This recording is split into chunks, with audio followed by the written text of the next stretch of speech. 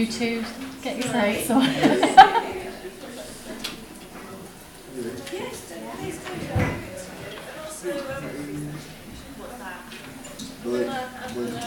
Right, we better go on because we're actually starting a little bit late, and I've been told about the importance of time and keeping to time.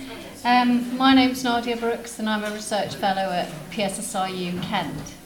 I've been told to remind people that this session is care settings, just in case they're in the wrong place and need to leave and find another room. Presenters have 15 minutes to speak, and then 5 minutes after each for questions. I don't know how much time we'll actually have, but there is supposed to be sort of a spare 10 or 15 minutes at the end for any people that don't get to ask their question at that time. There's somebody videoing the session, just to let you know. I'd ask if everybody could put their mobiles on silent, just so there isn't any disruptions while people are speaking. And there will be copies of the slides, so people don't need to scribble everything down as people are talking. So I think we should probably start. I'd like to introduce Sue Tucker, who's going to talk about social care in prisons. Yeah, thank you very much. Okay. And I'd like to make it clear right from the start that this is by no means all my own work. So there's quite a big research team named on the slide, including Amy up the back, David at the front here, and colleagues from the Offender Health Research Network at the University of Manchester. But we also had tremendous support in this study from the ADAS Care and Justice Network, from 2 groups of ex-prisoners, and from staff at Lancashire County Council, without whom this work really wouldn't have taken off at all. Okay, so as Nadia says, we've got 15 minutes. I've got 34 slides, so we're going to move along quite swiftly. So I'm going to grab mine. Okay, and in order to try and match those 2 things up, I've organised this talk in 4 sections. So I'm going to start with a little bit of introduction, why we thought this research was important, and then a section on each of the 3 main strands of the study, and then we've got some time for questions at the end. Okay. So what was this study about? Well, in essence, it was about how best to meet prisoners' social care needs. And in thinking about why we might want to do that research, there are 3 points I wanted to make. So one is simply that we know from statistics that there is an increasing level of social care need in prison. And that's partly simply because the total prison population has been increasing. So I think since the turn of the century, it's gone up by about 1/3. It's something like 85,000 people now in England and Wales. It's not just that the total population has gone up, in particular the number of older prisoners has gone up. And in prisons research, we're talking about people 50 plus when we're talking about older prisoners. And that's partly a reflection of demographic ageing, but it's also about things like trends to longer sentences, improvements in forensics. So you've got this surge of retrospective prosecutions, the sort of cases you will have heard about in the newspaper. Sexual abuse cases are a good example of that. The second point is that there's been a series of studies, authoritative studies, since the turn of the century, showing, I've used the word variable here, a lot of people have used the word deplorable lack of social care in prisons. And in one of the studies my colleague did as a precursor to this, they came across examples of, say, older prisoners sleeping on the floor because they'd been allocated top bunks that they couldn't access. Part of the reason we got to this situation was that there seemed to have been this real lack of clarity about who was responsible for the social care needs of prisoners. So local authorities were inclined to think that it might be the prisons themselves, and the staff within prisons themselves were inclined to think it might be the local authorities, and then between that, which local authority might that be?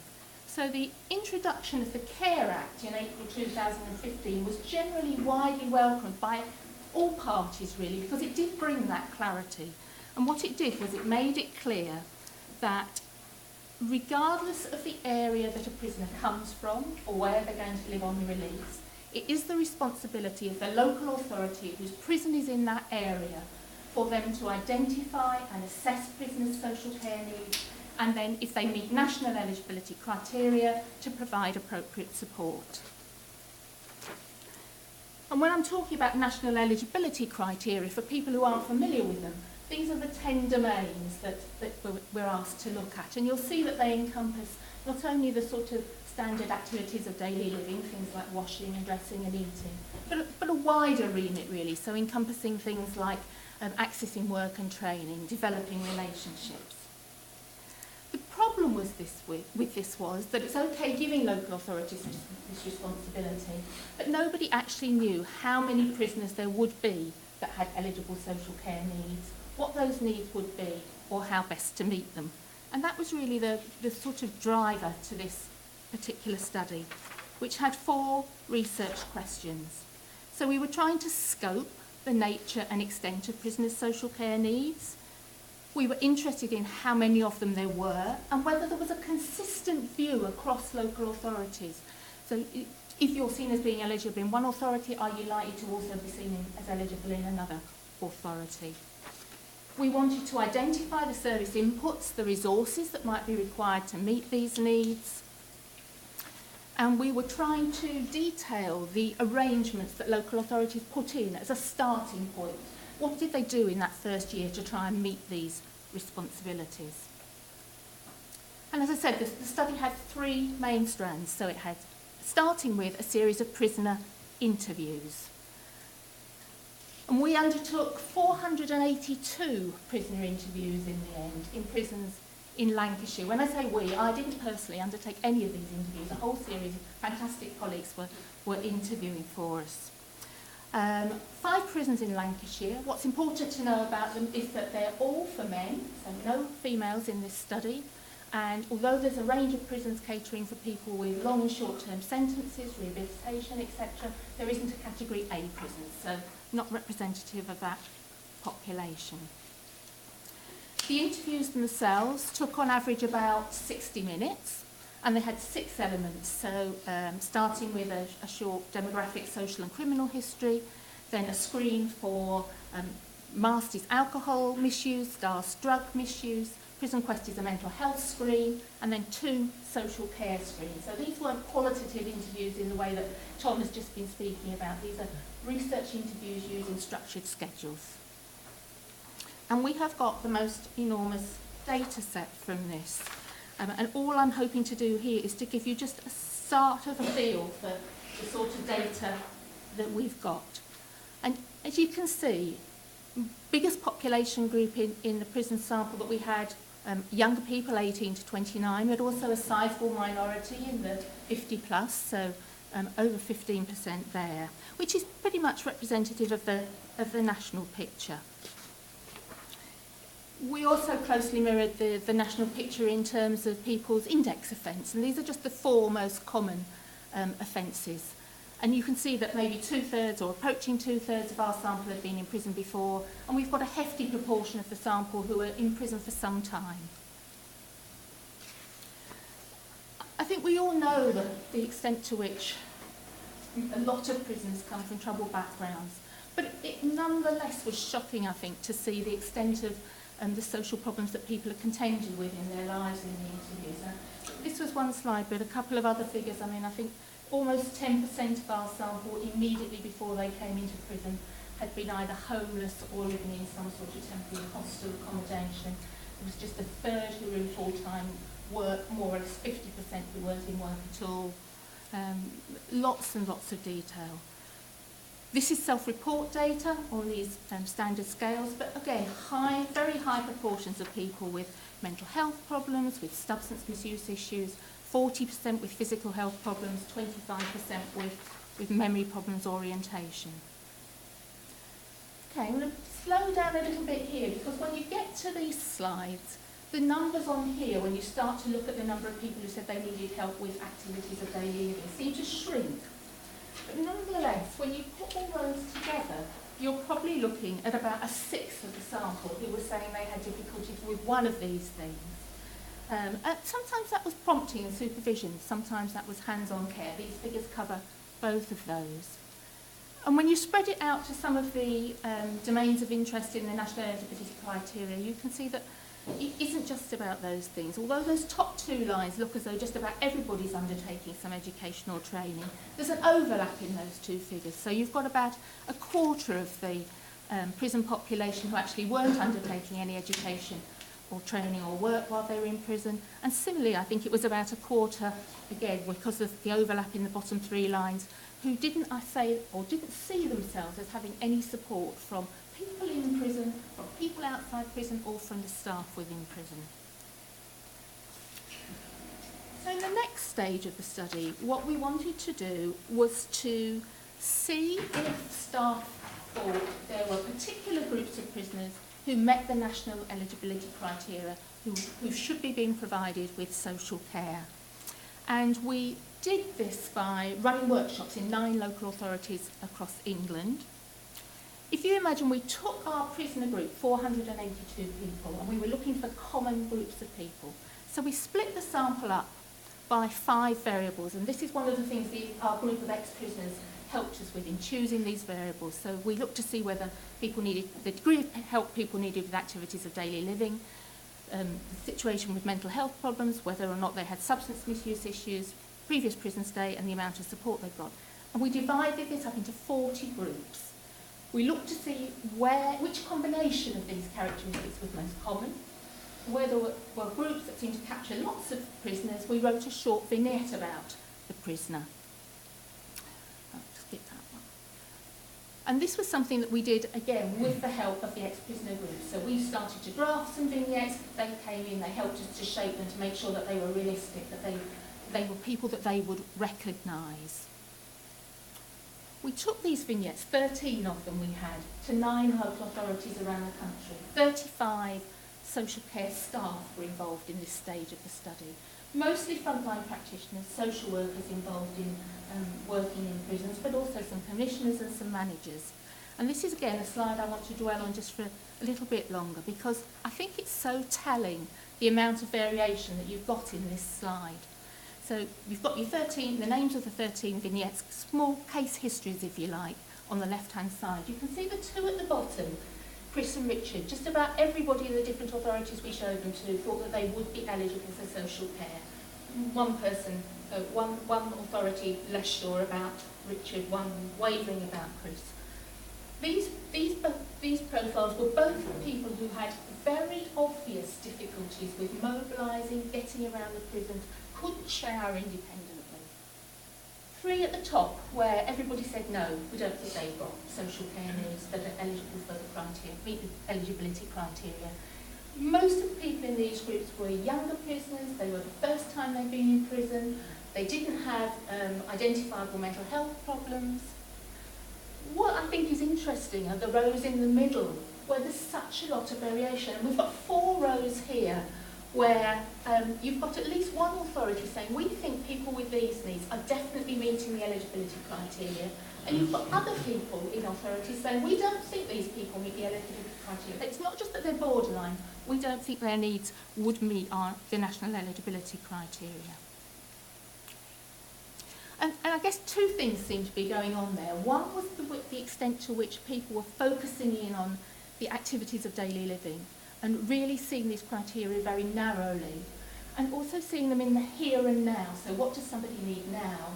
And other authorities where they were taking a much broader perspective, if you like. So they looked across the 10 domains, but they also were looking at the person's longer term prospects and what might make a difference to them. We're not just now in prison, but on release. Okay, I think I've got about 4 minutes. So the third strand was a local authority survey. It had 3 parts. It had a section on responsibilities for prisoners whilst they were in prison. It had a section on responsibilities for prisoners on release. And it had a bit about the challenges and impact of the Care Act. And I'm going to concentrate only on the first bit here. We had a fantastic response rate, again, as Tom was talking about, lots of chasing, lots of work to get to that. But 81% of authorities that contain prisons completed the survey. And just about all of them either had processes in place to identify prisoners who might have social care needs at the point at which they came into prison. In the main, what people had done was they added a few social care questions to the existing healthcare screens So you've already got healthcare staff doing a healthcare screen when somebody goes into prison. They've added some extra questions to that to see if people had social care needs. And the extent to which they've added questions varied tremendously. I'm happy to talk about that at the end if anybody's interested. Over and above that, about half of them said, okay, we're not just looking on admission, on entry to prison, we're looking at people who are already in prison, whether they might have social care needs. But what we found was that that was really just an ad hoc process. There was very little active case finding going on. And that was one of the sort of messages we wanted to get across from this work. Whereas it was healthcare staff mostly doing the initial screening, the assessments themselves were being undertaken by social care staff, mostly social workers, but in 3 authorities, occupational therapists were doing them all, and occupational therapists seem to be involved in a number of authorities with this work too. Small numbers of staff involved, 1 to 4 people typical across an authority, and again a range of organisational arrangements with their own benefits and disadvantages, which again might want to pick up on at the end. Even when people were assessed as being eligible for the provision of social care, that didn't necessarily mean that they then went ahead to get a sort of a commissioned social care package. In fact, in the main, that didn't happen. What seemed to happen was that people would argue that their social care needs were already being met, either by other prisoners or by the prison regime. And in fact, what most of the social workers' work time load was being used for was linking prisoners into existing services and coordinating their care. And actually what they were saying was, this is a job that we found wasn't previously being done in prisons, so they really thought that that was a good use of their time. Where commission care packages were being provided, they were in the main being provided by healthcare staff, and the advantage of that was seen that they were being there. They were already there 24/7, they were on site, and the potential for integrating health and social care. On the other hand, some people said, okay, that's great, but if push comes to shove, social care isn't their priority, healthcare is their priority, and that happens a lot. So other authorities have moved into commissioning local domiciliary care providers to provide care in prisons. The advantage of that was that they were there for social care, but there were terrible access problems in a lot of authorities. So not just getting people screened, but when prison is on lockdown, nobody could get in any rate. Okay. So there's lots of advantages, lots of disadvantages, lots of variation. I've got no time to cover any of it, but I'm happy to talk to people either now or throughout the course of the day if anybody is interested in hearing a bit more about it. Thank you.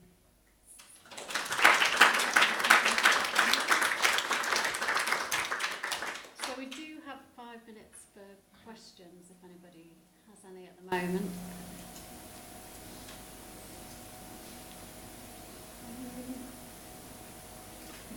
I'm sure you'll think of something later, so I'm sure they can pick it up with you at lunchtime. So next, I would like to invite James, Paul and Michael to come down, please.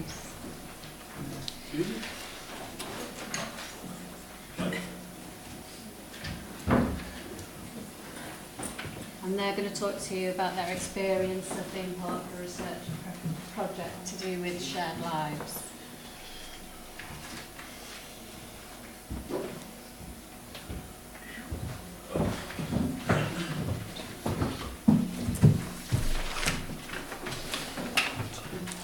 I'm going to see if I can...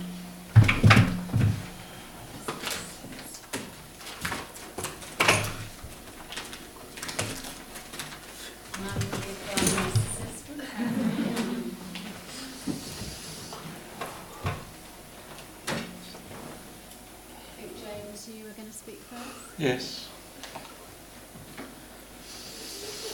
Good morning, my name is James and I am 47 years old. I have lived in shared lives with Andy and his family for 7 years. Before that, I lived at the National Society for Epilepsy for over 20 years.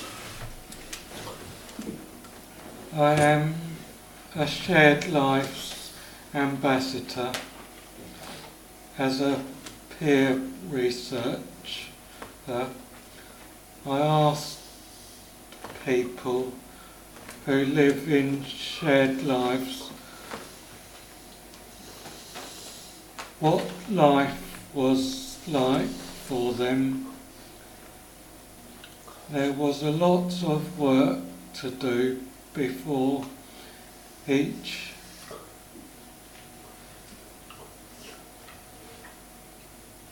other and shared what our lives were.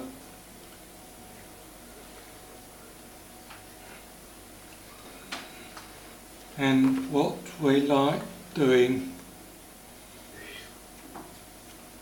This helped us to feel happy about talking in our team. We worked out what might be good questions, and that Grace and Sinead and Nadia,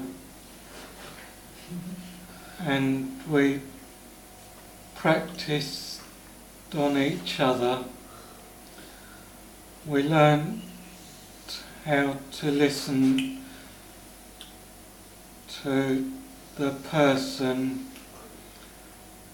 answering the questions.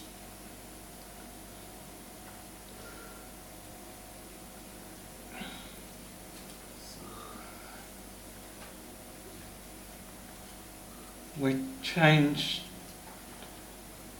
after we had practiced and talked about them. The work is not finished,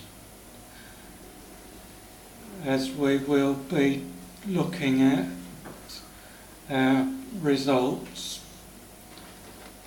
and sharing the results with the people we interviewed.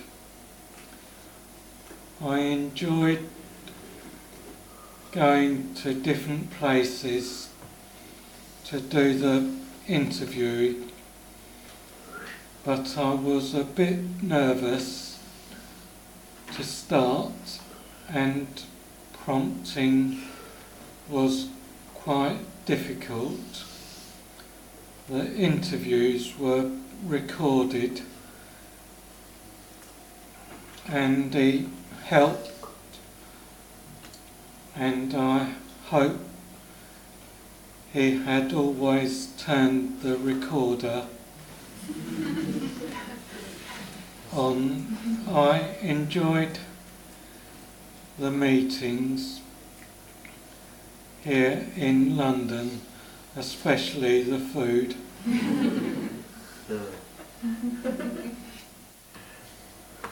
And liked meeting new people.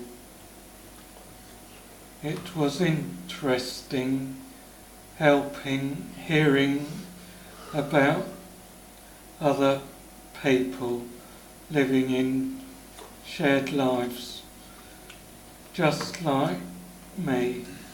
I think I learnt about how important it is to work together in a team, and how to be a good interviewer and ask questions that people can understand. Thank you to Lynn from Shared Lives, Nadia, Grace, Sinead, Andy, and of course Michael and Paul. It has been a great project that I have enjoyed very much. Anyone who would like a peer research team to work, and then here we are. I did say they could tap for more. come and talk to us during the day. Thank you.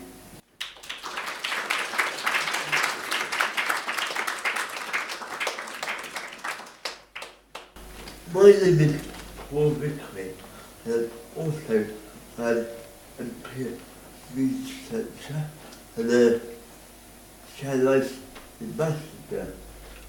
This involves peer researcher is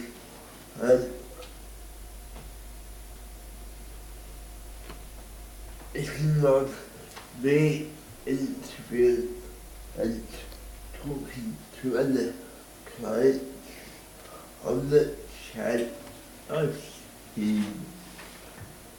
My aim is to find out what other people think of the scheme and how it works for them.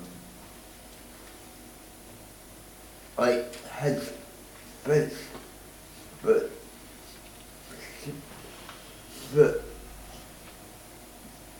different questions that I want to ask, e.g.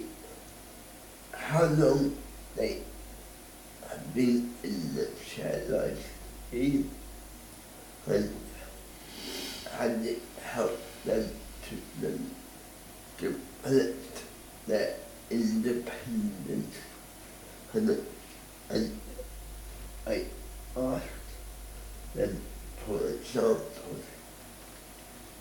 I find it quite easy to talk with people, and I also use the recorder for their responses. I also had to take notes.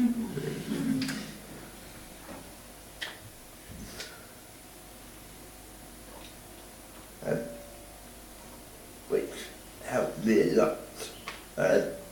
I learned that everyone has different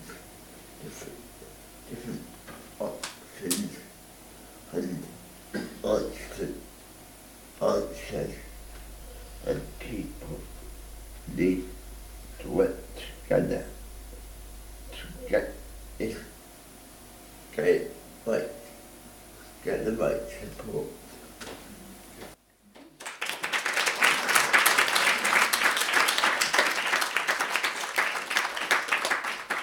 Over to Michael. Can you hear me at the back? Fine. Hello, I'm Michael.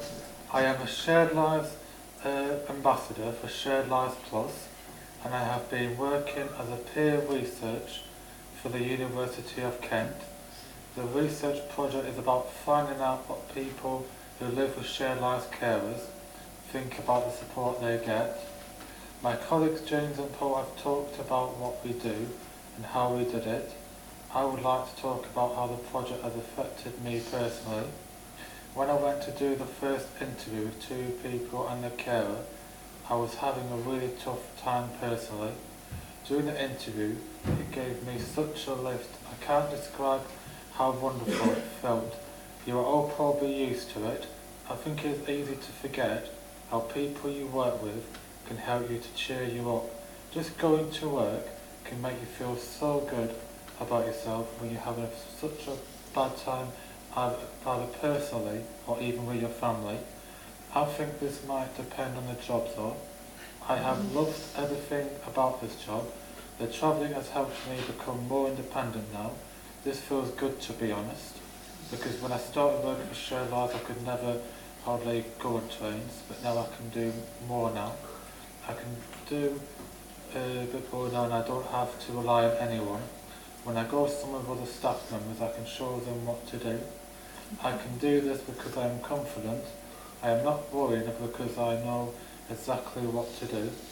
In the past I would have been anxious and worried. I think I would have been worked up. Not sure how to describe this.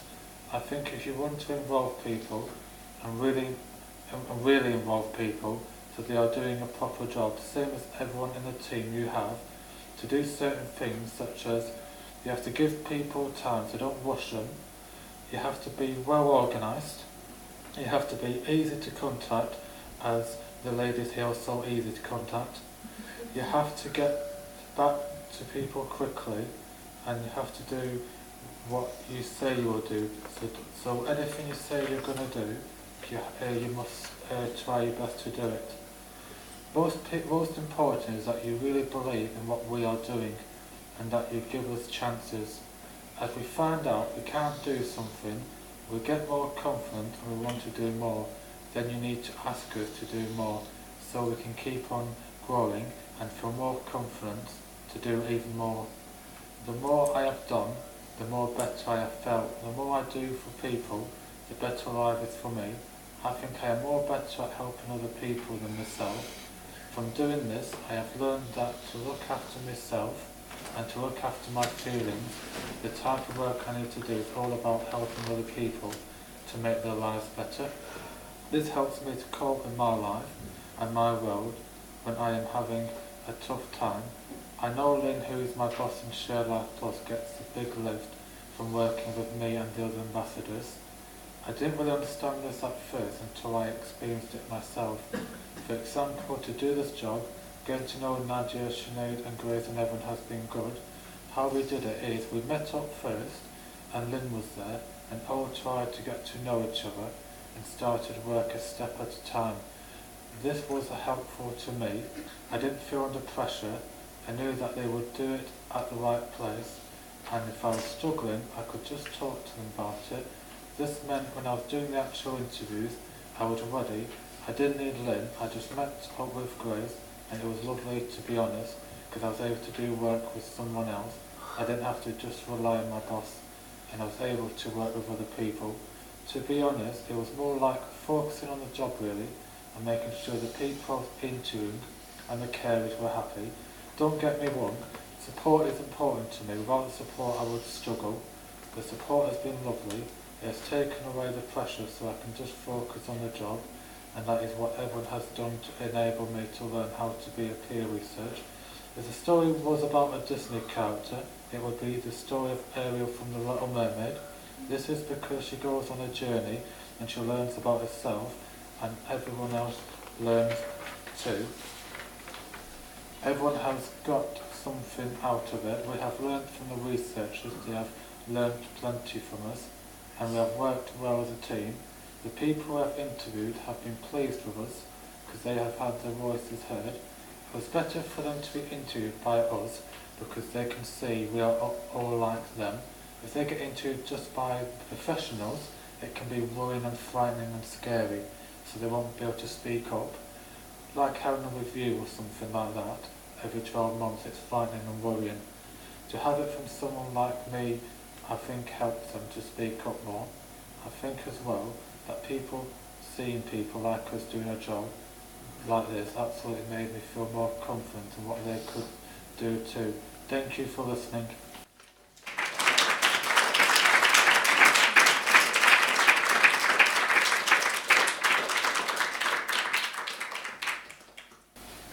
Thank you very much. Just to put it in context, Michael, James and Paul were working on an SSCR funded project. It's SLE, Shared Lives Evidence of Effectiveness, and this was one strand of the project. Is there any questions? Yes. Yeah. So, would you recommend Shared Lives as an option? Do you think it's a positive thing? Yes, absolutely, because I would give it an option as two ways. One for a job, if anybody was interested in become a carer, and 3 options, respite, daycare or 24/7, and I would give them as an option for support to become more independent.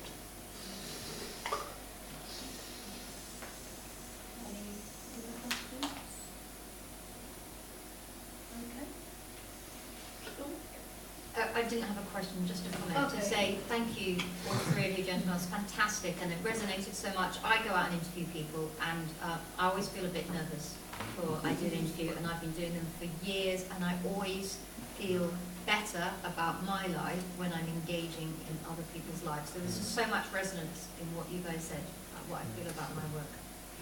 Thank you. Keep up the good work.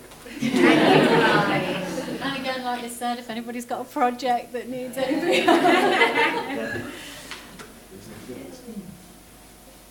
you want to go and take a seat?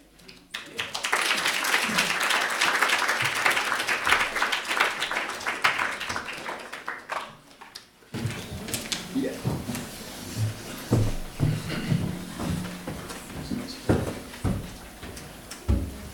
Okay, so I'll just introduce the next presentation, and this is Social Factors, Care and Community Treatment Orders. Julia Stroud and Phil Haynes from the University of Brighton.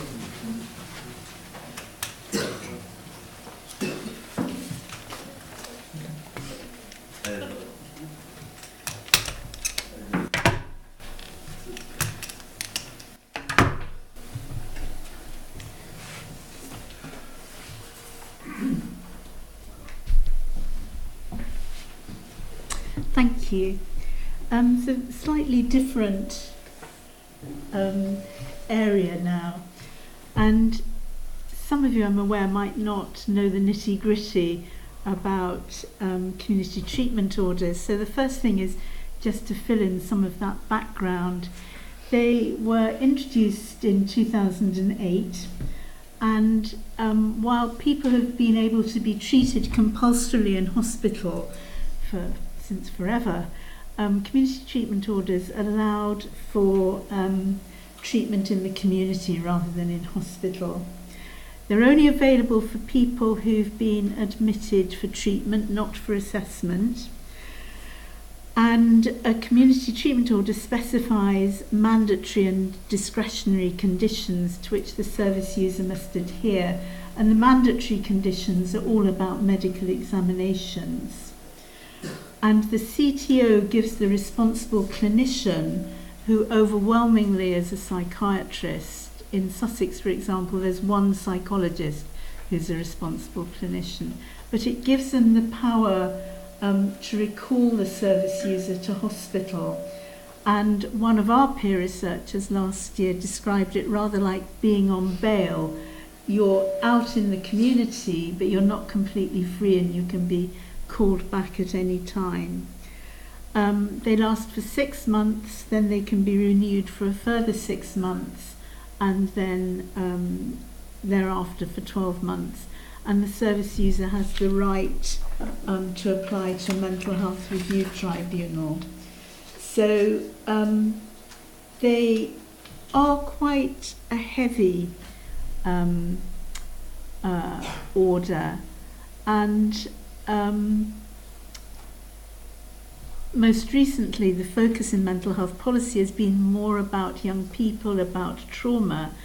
But if you look back in the earlier 2000s and in the 1990s, the concern was all about risk and minimising risk, and community treatment orders were really a response to that agenda.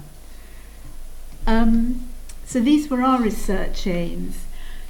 And given that for decades now it's been understood that the social environment has an effect on an individual's relapse in terms of mental health, or the onset in mental health, we were particularly concerned about the experience of people who were on a community treatment order in terms of their social activities, their social environment, and what kind of support were they getting, whether relationships or loneliness were a factor. It was a mixed method study, so we analysed national and regional data on CTOs, and we did a survey, and we were very glad we had 181 practitioners respond to that.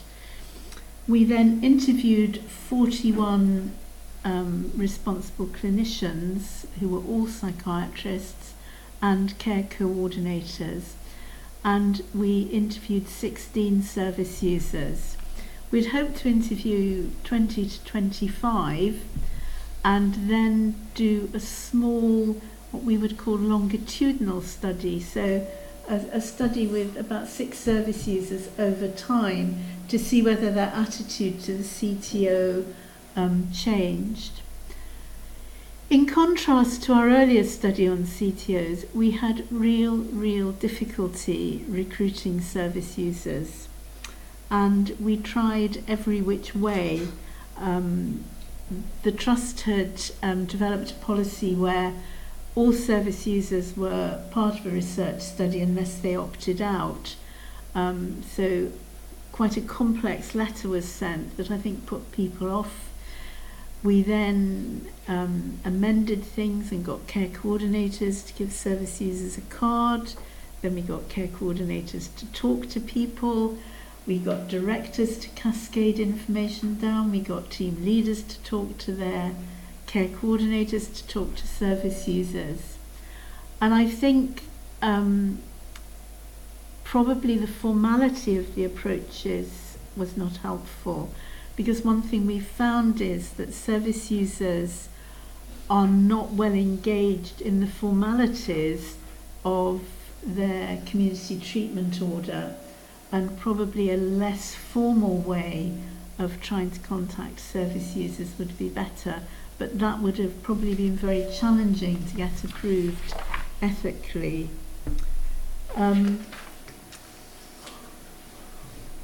Obviously funded by School Social Care Research. We did the research in partnership with Sussex Partnership NHS Foundation Trust, which covers everywhere from Hastings and St Leonard's in the east to Chichester in the west to Midhurst and Crawley in the north. So it's a big area. It's quite a diverse area. We're just about at the end of the study now. We've had a project advisory group of practitioners, researchers, peer researchers, and it was very interesting to hear the peer researchers who just spoke, because we have had a very stable, very vibrant peer research group who've been actively involved throughout.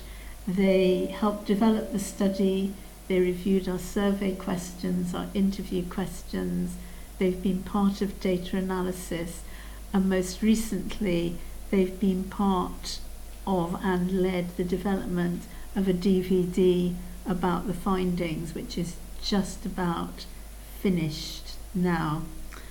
And before we go on to the things that we've found, just so you know how frequent CTOs are, the 16 to 17 data is incomplete nationally at the moment, so I've specified the 15 to 16 data. This is roughly 5,500 people on CTOs, so it's not an insignificant number of people. And then you can look at I'll leave you to look later at the numbers, the new ones that are issued, the ones that are discharged and recall. You can see there's quite a bit of coming and going between them, but the statistics have been reasonably stable over the last few years. And then in the area where we've been researching, these are the numbers since the inception of CTOs. And you'll see that last year the number went up a bit, but in spite of me asking, no one has been able in the Trust yet to explain why they went up last year. And it might be just one of those sort of variations across the year. But we'll look at the findings now. Okay, so this is quantitative information about the total sample. So you can see that the majority are male, 65%, and it's quite an older population in terms of the average age, and vast majority were single and the vast majority were unemployed, with only a small number in paid employment. In terms of reporting a disability, 73% of the sample reported a mental health disability, and 17% received no disability. And the number of additional disabilities was small, much smaller than we'd expect, and that suggests underreporting. Lots of issues in terms of accommodation. 14% were living in some form of supported accommodation, 13% with family, and 17% homeless. In terms of key findings from the analysis, the data really indicates the social challenges for this group, including obviously the homelessness and the single status. And so this seems to be a group of people who've been enduring major challenges for a large part of their lives before they come to a community treatment order. So we're moving on now to the survey of practitioners, so the online survey of practitioners. So we had 64 were responsible clinicians and 119 were care coordinators. 42% psychiatric nurses, 30% psychiatrists and 19% social workers, and a very small group of psychologists and occupational therapists and psychotherapists. So we're interested in reporting here in terms of what were seen as very or extremely significant factors influencing a decision. So for example, with discharge, over 90% saw taking medication and engagement with mental health professions as really important, and then 63% positive relationship. The social factors were there as well in terms of influencing discharge. 54% appropriate accommodation, 51% positive social activities, and 41% a meaningful occupation. In terms of things influencing significantly renewal, over 80% were concerned about the patient being unwell or not always accepting the need for medication. 83% concerned about an overall chaotic lifestyle. Less, but still important, 49% concerned about recreational drug use and 47% social isolation. And renewal, we found, was very common for these orders. It was common for them to be renewed beyond the 6 months. Recall, very, very strong focus on risk as identified to self or others.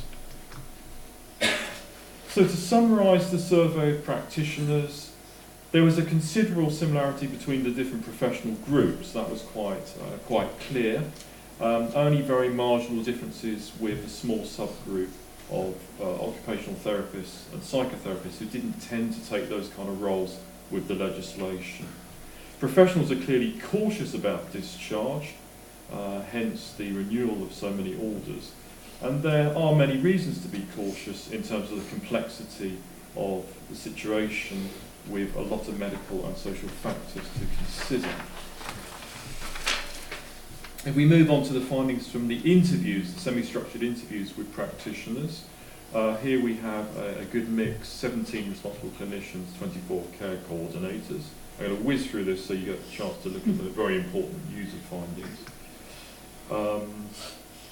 So, practitioners seeking evidence of insight, looking with interest at the engagement of the relationship with the care team and the quality of that relationship. Concerns about resources in terms of CTOs, community orders sometimes being made to free up beds, and then issues about availability of beds when recall is an issue. So I'm going to hand over to Julia to talk about the service user data. Right, and I've said the challenges that we had in involving service users, which was a real shame because we particularly wanted to give a voice to this group of people. And you can see there that the characteristics of the group of service users we interviewed is very much in keeping with the national profile, the profile that we found in Sussex. And interestingly, for the service users, the dominant thing about the CTO was around compliance and taking medication.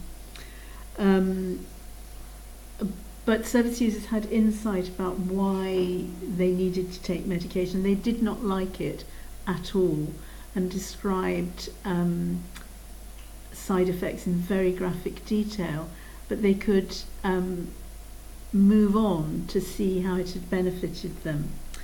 And one of the motivations for accepting, well, they had no choice, but for living with the CTO was the fact that it got them out of hospital.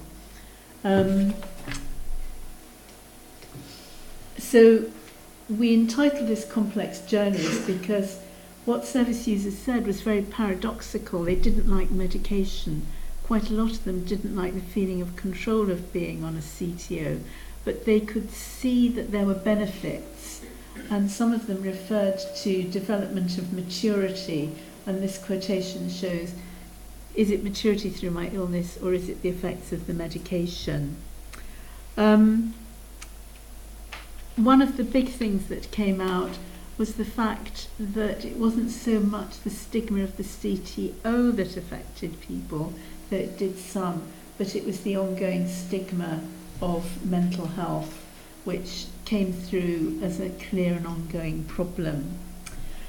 Service users were socially active, and our research question assumed that social activities and support were found by the care coordinators, but over half described activities that they themselves set up.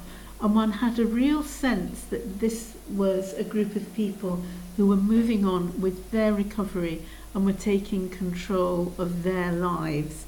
And some of them were doing so much, like I think we've got the quotation about fishing here.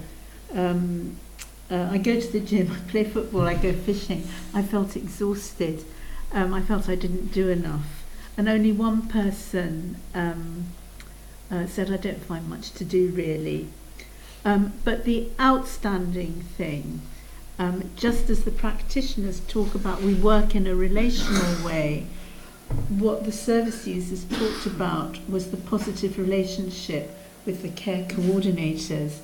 Even service users who didn't like the CTO, didn't like the medication, had benefit from the relationship with the care coordinator. And I think that I looked over the weekend, there were just 2 out of 16 people we interviewed who didn't name that as a positive aspect of the CTO. And I've got through it without another red card. Yeah, I was just going to do the 1 minute.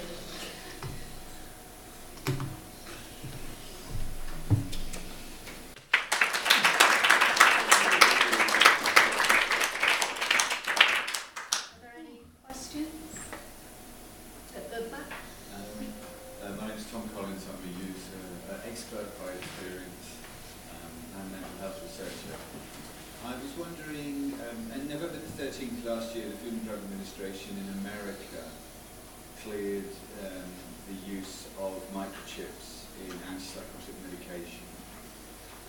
I was wondering if you saw any possible benefits in terms of this new technological application in regards to the depot injection, which is, I mean, the side effects come from having 6 weeks of medication injected into you in one fell swoop. Yeah.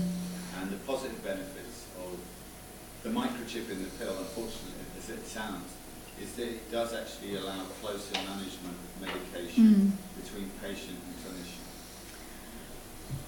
I'm not an expert in this area and I don't know. What I do know is what service users said.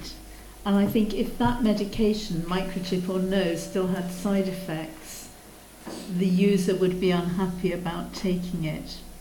That was the big message that came out. So if you can do the impossible and develop or psychotropic medication without side effects, then people, I think, would take it. Hi, I'm Caroline Lear. I'm a mental health academic at Manchester Metropolitan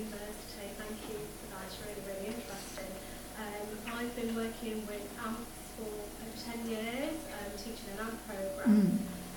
Worked a lot with Neil Allen, who you may know.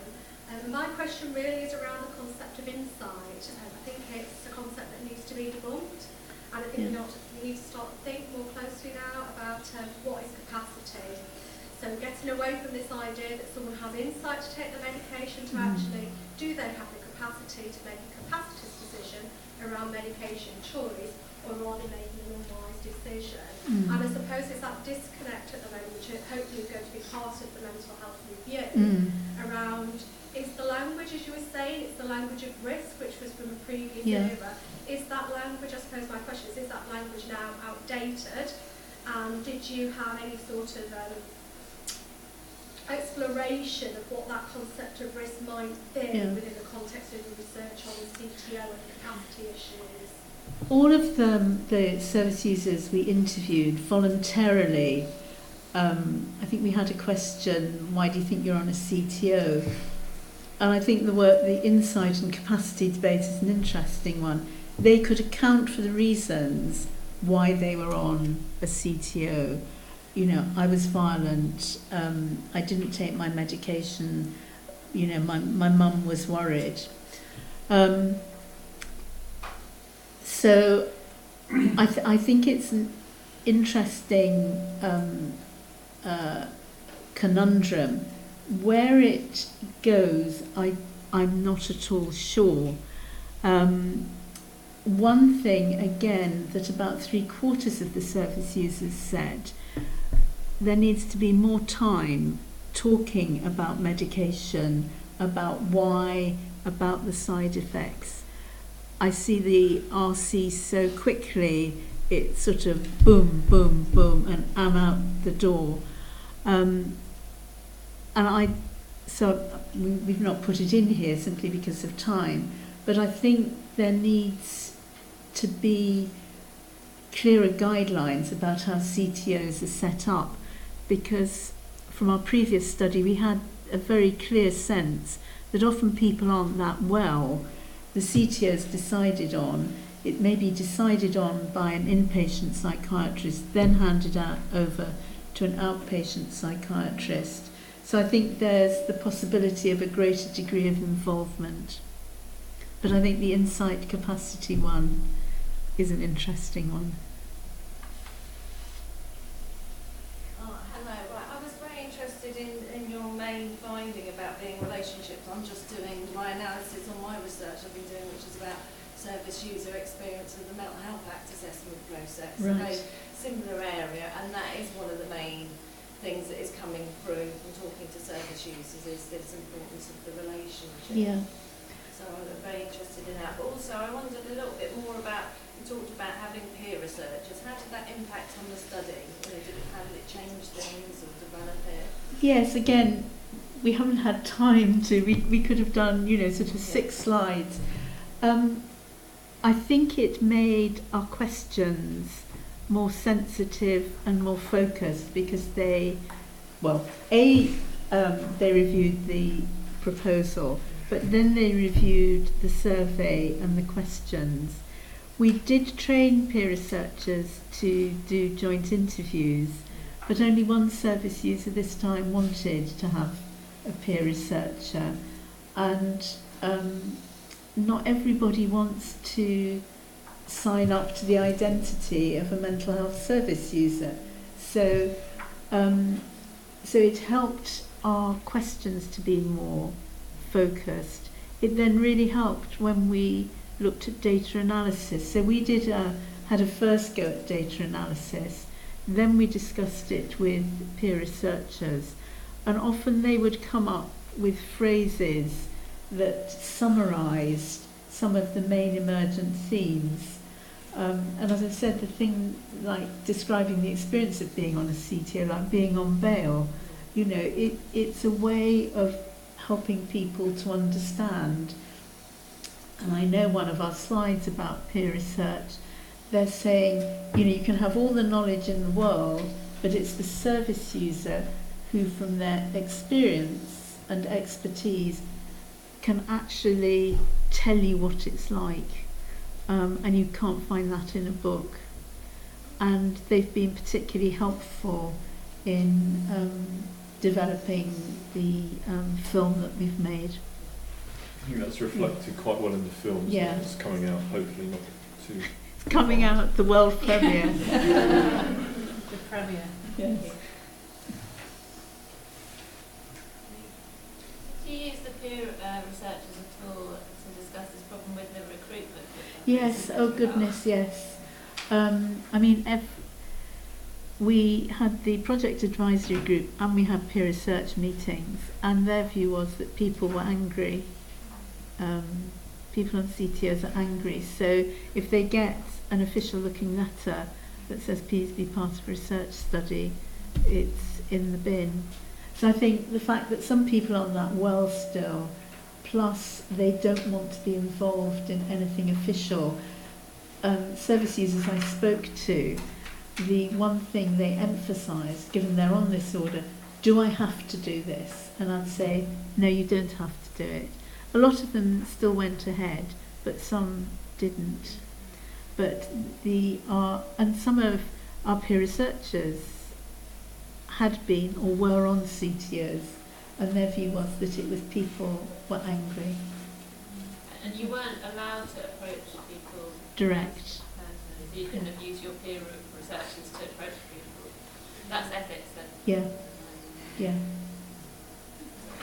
I had lots of difficulties with ethics in my research study as well, and I find that because of these things, are you going to publish that or put that out there about the difficulties? I mean, to me, this is a really hard yes. research group. I think people that are under the Mental Health Act, are a hard research group, and we haven't got the research out there expressing their views. And to me, the low service user recruitment is a major finding. Yes.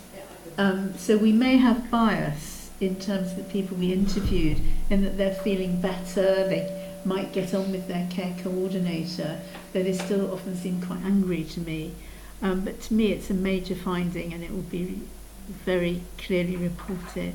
Yeah.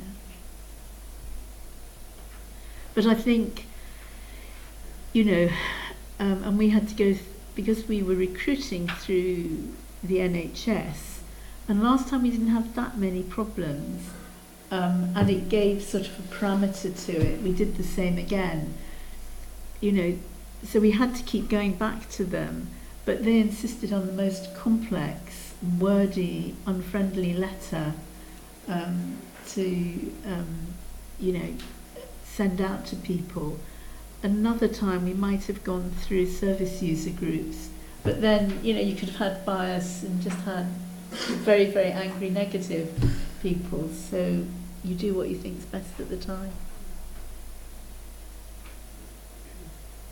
So we've got about 5 minutes left. If anybody's got any questions about any of the presentations this morning.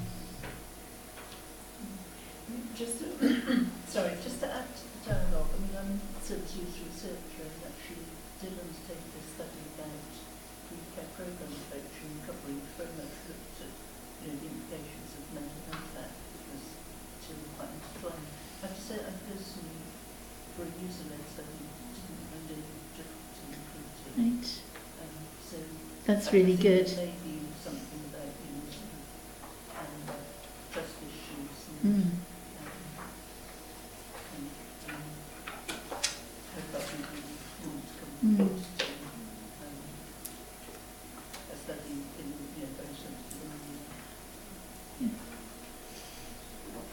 I think also you have to look at the polarities in the culture that's developed really since 2011, when the government announced that they were going to use pharmaceutical products to offset the economy's dependency on financial services. There's been a proliferation of user-led research enterprises such as the McPin Foundation, for example. But also, on the other side, there's been an enormous amount of diagnostic inflation in the culture. So, and there's not enough parity of esteem, blah, blah, blah, blah, blah. And it seems the left hand and the right hand don't actually know what the other's doing. And it's always the service user that is responsible when they are quite plainly disempowered and dehumanized by the situations that they're in. And it's this kind of, they're very hard to reach. Well, maybe actually look at it from the user's perspective. Actually, they've lost all trust. Actually, they've lost the ability to trust human beings. And it's how do you gain people's trust when they're actually under the forces of very large, powerful institutions that now include the economy. I think that's right, and that's why I think the very formal letter that the Ethics Committee insisted on was a complete turn-off, really. Rack my brains, you know, because if you said, we're doing a meeting at XYZ Mental Health Centre, you know, if you're on a CTO, come and have a chat. I suspect people wouldn't, because they're so fed up with you're on an order, you'll have your medication, you must see your care coordinator, you must do this, that actually not being part of research is one way of asserting your independence. So I still don't know what the best way would be to be able to talk to people who are on a community treatment order. I think it's about building relationships. But social isolation. yeah, but the difficulty is even getting to the service user, because you don't know who they are. Whether you could do a sort of initial study, but then you would have to go through care coordinators probably to get to talk to the person, and they'd probably say no. So to me it's one of the major findings of the study. Not the one I hoped for, but anyway, there we are. Shall we just thank everybody one last time?